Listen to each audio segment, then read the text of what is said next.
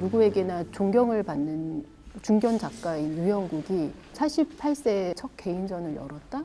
그리고 그 개인전을 기점으로 선언을 하죠. 난 더 이상 동인 활동이나 외부 활동을 중단하고 내 개인전으로만 내 작품 세계를 선보이겠다. 2년마다 한 번씩. 굉장히 전략적인 거죠.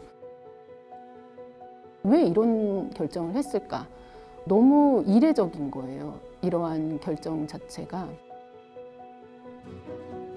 그 전에 했던 그런 수많은 작가 동인 활동들, 모던아트 협회, 한대열 작가 초대전, 그리고 신상회, 그것들을 조직한 게 유영국이고, 일본에서 자유미술가 협회를 하면서 보고 배웠던 자양분들이 유영국에게 그런 활동들을 지속하게 했던 힘이 아니었나라는 생각도 들죠. 그러한 시도들을 하면서 내가 할 만큼 했다, 이제는. 이제 나한테 중요한 거는 내 작업을 좀 더 탄탄히 해야 되는 게 아닐까라는 그런 질문들 앞에 선 것도 하나가 있고,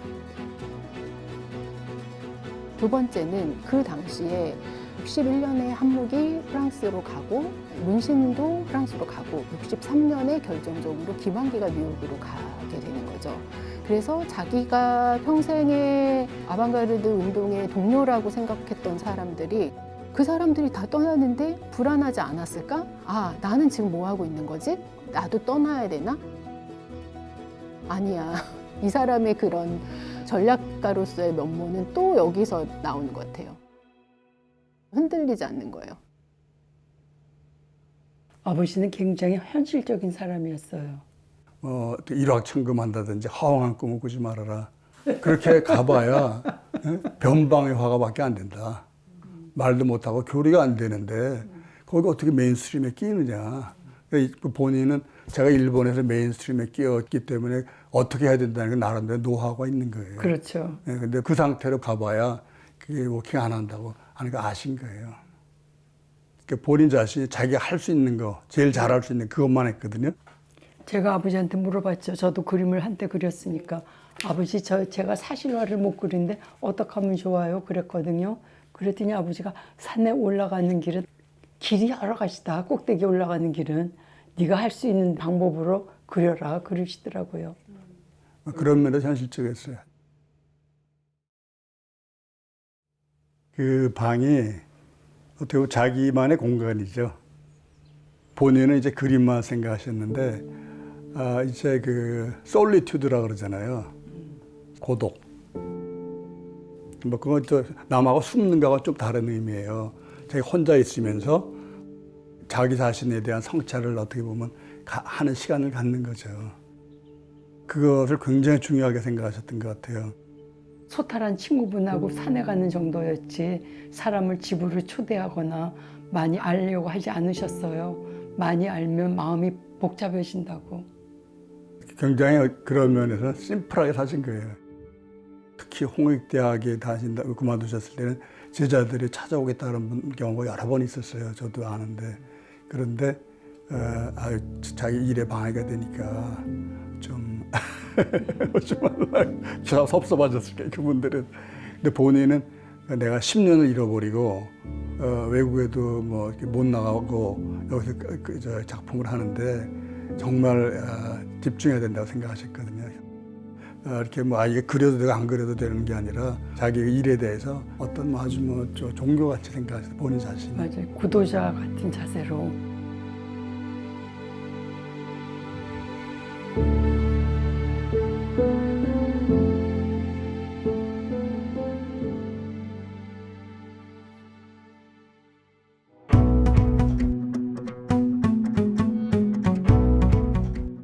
살의 소년의 눈에 비친 일본 제국의 수도 동경의 모습들, 그때 일본의 분위기 자체가 용광로가 끓듯이 새로운 어떠한 문물에 대한 호기심들이 끌어오르고 있었을 때고, 예술가들을 만나고 작품을 만나고 하면서 이 소년의 머릿속에는 추상이라는 아방가르드 전위예술이라는 것들이 깊게 쫙 침연됐을 것 같아요. 이 9년 동안의 일본의 시기가 이 소년에게 굉장히 큰 영향을 미쳤고 이러한 시각적인 충격들이 86세가 될 때까지 그대로 이어지는 거예요. 그 소년이죠, 사실상. 일본 가서 갑자기 어떻게 몇 년 만에 저렇게 변신을 했는지. 거기 가서 이렇게 했더니 모양도 내고 뭐 이렇게 굉장히 자유분방하게 보내신 게 사실 같아요.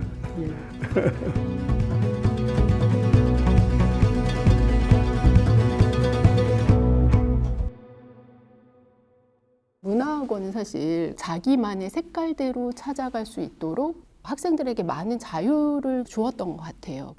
억압적인 이렇게 그려라 저렇게 그려라 데생을 완벽하게 하고 소묘에 집중적으로 투자하고 이러한 것들이 아니라 굉장히 다양한 전위적인 예술의 사조들을 같이 흡수할 수 있고 그래서 특히 더 자유로운 분위기 속에서 유영국이 마음껏 자기의 어떤 시각적인 질서들을 구축해 나가는 연습이 되는 거죠.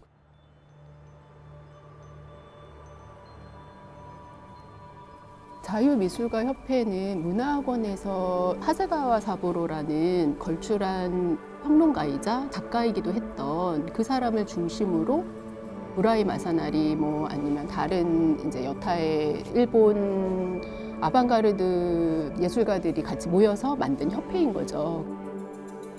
일본 도쿄뿐만 아니라 경성에서도 하고 일본 전역을 협회 전시를 하면서 순회 전시를 하면서 그러한 자유주의적인 사상들, 아방가르드 미술 활동들을 독려하고 이제 퍼뜨리고 했던 어떤 구심점적인 역할을 했던 거죠.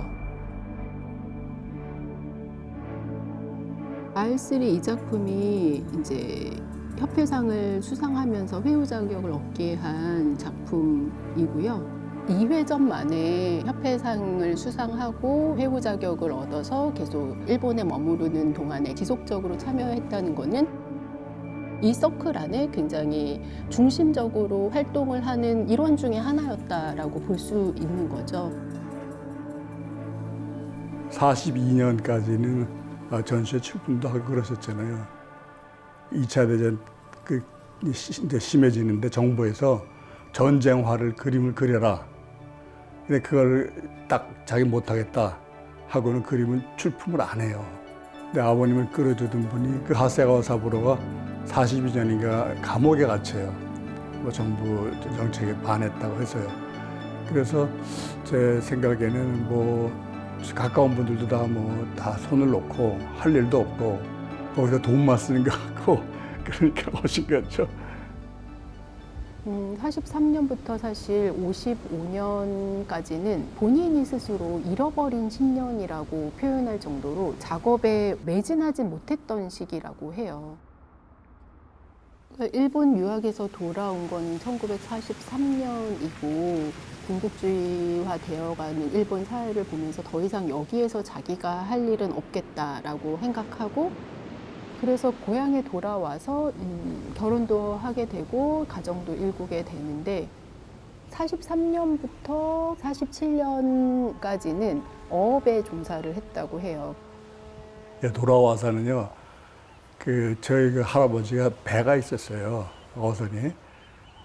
나가서 고기잡이하고 가는 게 쉬운 일은 아니잖아요. 게다가 동경에서 모던 보이가 무슨 갑자기 고기잡이를 해요.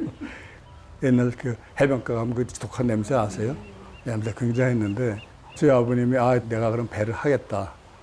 본인이 어부들도 이렇게 모으고 해서 어업을 하셨어요.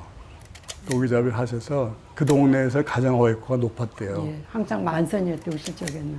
만선이 아니면 안 오셨대요. 사업가 쪽에 면이 있어요. 예. 저도 그 이해한 거예요. 모던 보이가 갑자기 무슨 그 냄새 나는 배야. 이렇게 생각할 수 있는데 본인은 전혀 그렇지 않았던 것 같아요. 48년인가 아버님은 이제 고기 잡고 있는데 김학의 선생님이 서울대학에 오라고 제안을 하셨대요. 그래서 이제 아버님만 그때 보따리 싸가지고 서울에 오셨죠. 그래서 서울대학에 계셨는데 6.25 나는 해까지 가르치셨죠. 그때 사직서를 내고 한국전쟁이 발발하죠. 그래서 교수를 그만두고 이제 울진 고향으로 피난을 가게 되면서 거기에서 이제 양조장 경영하게 되죠.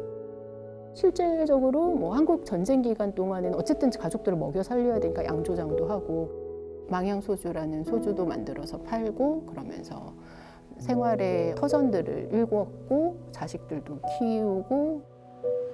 아버지가 돈은 굉장히 많이 버셨는데 항상 그림을 그리고 싶다고 그러셨대요.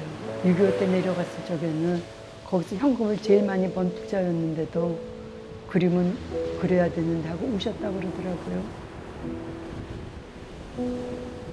언니는 본 모양인데 저는 어려서 몰랐어요. 나중에 어머니한테 들었어요.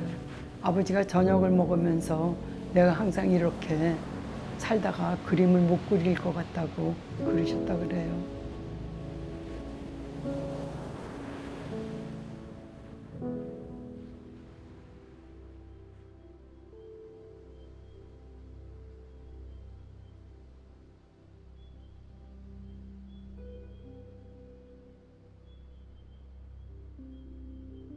달 속에 뭐를 그렸는데 보니까 보통은 토끼가 있어야 하잖아요. 근데 이건 토끼가 아니고 새가 날아가는 것처럼 그렸는데 새도 아닌 것 같고요. 그래서 새냐고 물어봤더니 아니라고. 그래서 그러면 술이라면 갈대인가 하고 생각해서 갈대냐고 물어봤더니 갈대든 새든 좋은 대로 생각하라고.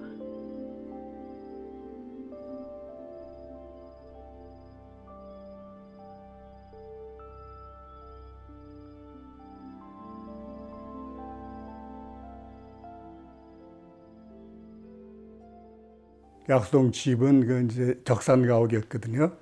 제가 국민학교 4학년 때인가. 근데 아버님 화실이 제 기억에는 한 8평에서 10평 정도 됐어요. 거기 그림도 다 놓여 있고, 놓여 있고 또 뭐 의자도 있고 또 이젤도 있고 그럼 얼마나 좁은 공간이에요. 그렇죠? 그런 데선 큰 그림 그리고 싶은데 장소가 없다고 그러셨거든요. 그때 양수장에서 문제가 있어가지고 경제적으로 어려웠을지도 모른다는 생각을 하셨기 때문에 작은 그림을 4호짜리, 5호짜리 그리게 됐어요. 이 큰 그림 누가 사겠어요? 그래서 작은 그림을 그려서 팔 수 있으면 그땐 팔겠다고 그렇게 생각하시고 작은 그림 그리면서 아주 우울한 기분이었어요. 작은 그림 그려지며. 아버지 화실 앞에 우물이 있었어요.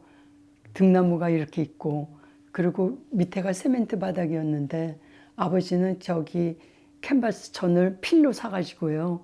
거기다가 깔아놓고 나무 그 캔버스 그 틀을 사이즈에 맞게 잘라가지고요. 직접 다 이렇게 하는 작업을 하셨어요. 거기서. 거기가 겨울에는 10도 정도였대요. 몇 시간 켜놔도. 좀 추웠어요, 거기가. 아주 추웠어요. 그래서 아버지가 전시를 항상 12월, 1월 달에 하셨어요. 휘발유 값을 아끼느라고.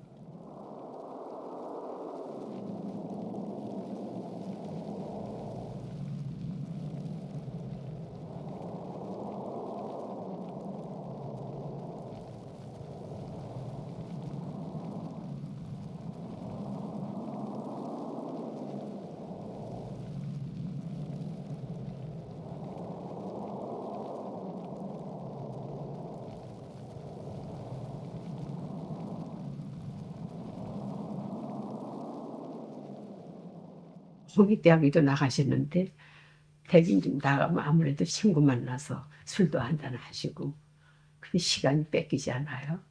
그럴 적에는 6.25 사변이나 뭐 대동아 전쟁 때문에 젊은 날에 일할 수 있는 시간을 너무 많이 뺏겼다고 나는 참 그 점에 불행하다고 그러면서 한탄하셨으니까요. 내가 하루에 몇 시간 하겠다는 것을 되게 정해가지고 계셨어요.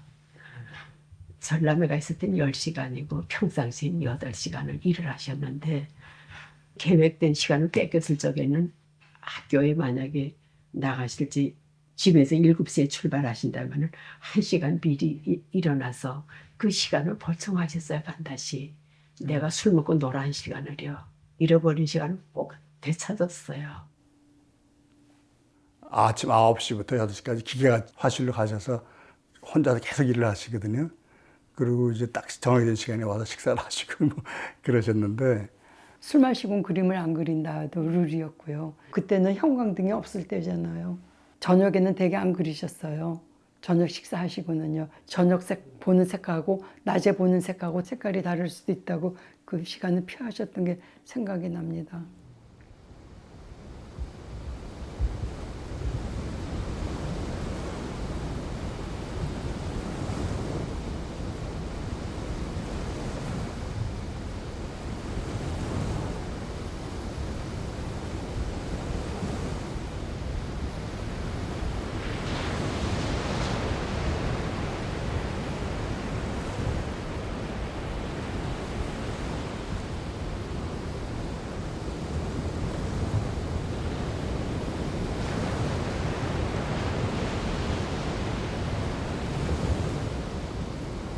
수상이었기 때문에 팔리지 않으리라고 본인도 생각했고 실제로도 거의 팔리지 않았고 하지만 59세에 작품이 본격적으로 이제 팔리기 시작했던 거죠. 확실한 거는 79년 국립현대미술관 회고전을 기점으로 완숙한 화가로서의 어떠한 입지가 이루어졌죠. 2년마다 한 번씩 펼쳐지는 개인전이 모여서 국립현대미술관의 생존 작가로 전시를 할 수 있다는 건 가장 큰 영광 중에 하나였으니까 그때도. 그래서 굉장히 큰 회고전이었고 그때 유리지 선생님이 이제 자기 큰딸이 일본 구조 작업을 재제작했고 그렇게 해서 쭉 이 사람이 걸어온 노정들을 집대성에서 보여줬고 국립현대미술관 전시로 인해서 사람들이 이 작가의 새로운 진면목을 다시 한번 본 거죠.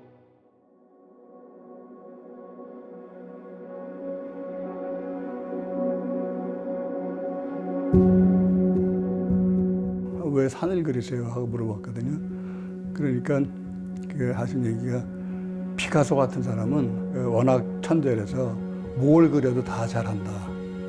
그런데 자기는 그렇지 않다. 피카소 같은 천재라면 어떤 소재도 자기화시켜서 마음대로 구사할 수 있지만 나는 그런 천재는 아니기 때문에 원천이 될 수 있는 소재는 나는 산으로 잡았다. 우선 그 안에 소재가 다양하다. 그릴 게 많다 이거죠. 항상 같은 것 같으면서 항상 다르다. 그래서 산이라는 걸 테마로 하되 그 안에 이제 기하학적으로도 그리고 생면으로도 그리고 여러 가지 변화를 가할 수 있잖아요. 또 동양의 산수화 그 전통이 아버님한테도 사실 있어요. 제가 그림을 보면요. 산수라고 하잖아요. 산과 물인 거잖아요. 산과 바다이기도 하고 그 둘을 울지는 다 가지고 있거든요. 풍경의 어떠한 원형으로서의 산이 이 산만 내가 정복하면 내 그림 속에 담을 수 있으면 나는 자연도 담을 수 있고 조용의 질서도 담을 수 있고 우주의 질서도 담을 수 있다. 모든 표상으로서의 산이 아닐까? 그런 생각이 들었어요.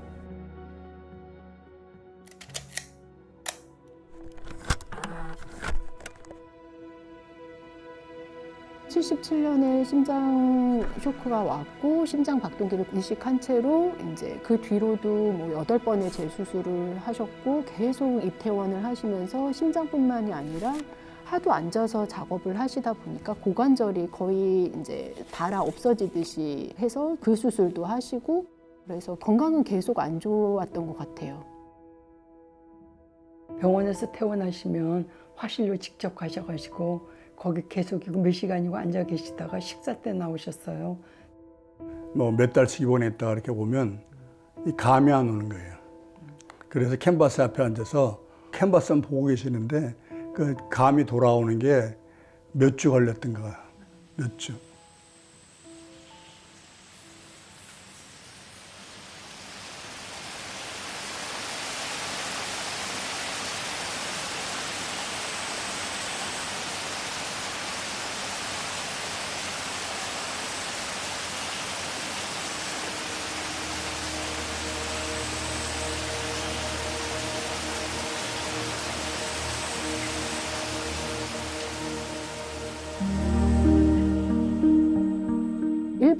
여기를 보시면 선이 먼저예요. 직선, 그 다음에 수평선. 굉장히 모노톤의 릴리프 작업들을 하는데 50년대 후반부터 이제 서서히 표현주의적 추상들의 영향권에 들어와서 원시적인 형태의 어떤 꿈틀거림을 폭발시키듯 이 에너지들을 전달하는 이러한 작업들을 선보이기 시작하죠.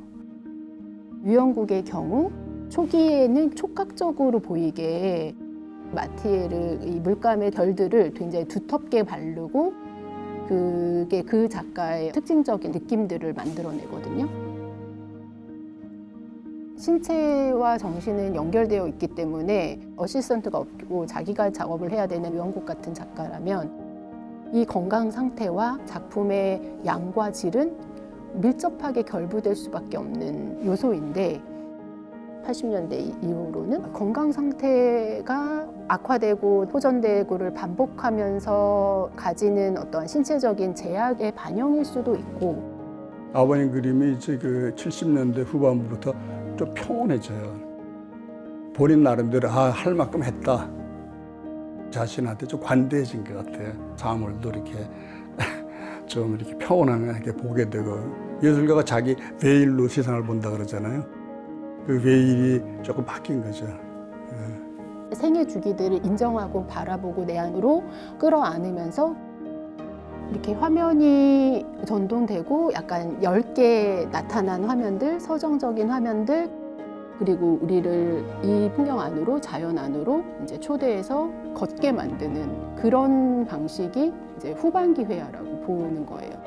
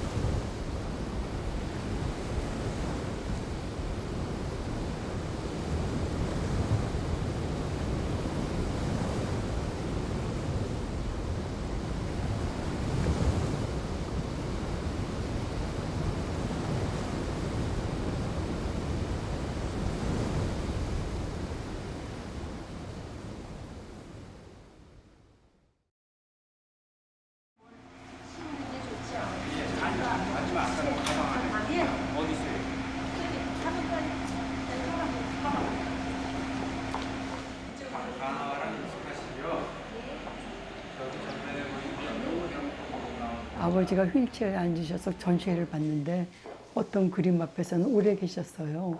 그래서 그 그림을 이렇게 뒤에서 보고 있으면 그것이 바다에서 해가 뜨는 일출과 석양인데 아버지가 어업을 하실 적에 봤던 것들이 심상으로 남아 나중에 표현을 한 게 아닌가 싶어요. 그 때를 생각하면서 아주 이렇게 오래 계시더라고요. 그게 되게 60년도의 작품인데 그래서 아버지가 정말 너무 좋아하셨어요.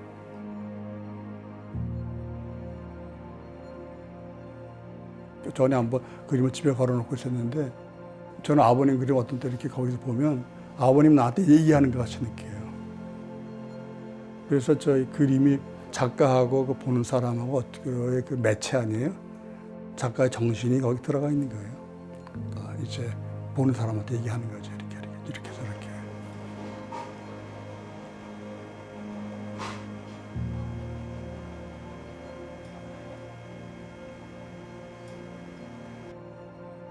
아버지는 이제 수도승 같은 자세로 구도자로서의 그림을 그리신 것 같아요. 일제강점기 때 아버지가 화가가 되기로 결심을 하셔가지고 혼자서 자기 악기를 등불을 켜고 찾아가는 격이었기 때문에 정말로 힘들고 외로우셨을 거라고 생각해요. 그리고 그거를 몇십 년을 하신 거니까 존경스러워요.